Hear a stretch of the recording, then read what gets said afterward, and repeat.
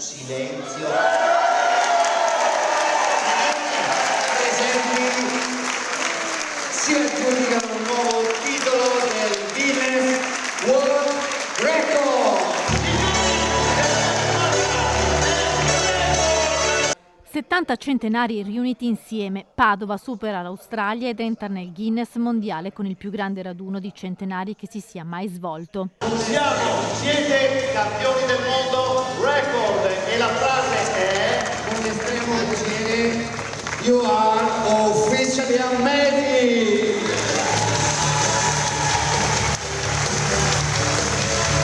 In una stanza 7.078 anni in totale, arrivano da tutta la regione. In Veneto infatti risiedono 1.570 centenari, tra le donne la più longeva è Ada con i suoi 104 anni portati splendidamente, ma il più anziano di tutti è Luigi Zanon, 106 anni, maestro di ballo che arriva da Treviso. Signor Luigi, come si fa ad arrivare a 106 anni? Ecco,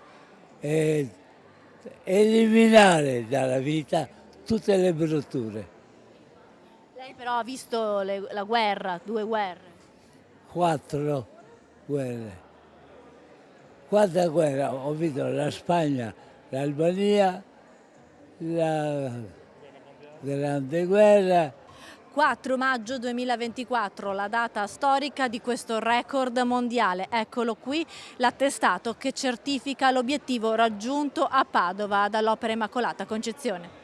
Il record è stato ufficializzato dal giudice che per tutta la mattina ha verificato i certificati di nascita dei presenti, che sono stati immortalati da una splendida foto di gruppo dopo aver accertato che il raduno è durato più di 5 minuti come prevede la procedura. È un grande risultato per noi e credo anche per il Veneto e per la città di Padova, che a livello di immagine assumono un ruolo importante nella capacità di gestire la longevità come risorsa. Una giornata di festa per celebrare il dono più bello, come dice saggiamente Luigi. La cosa più bella è la vita.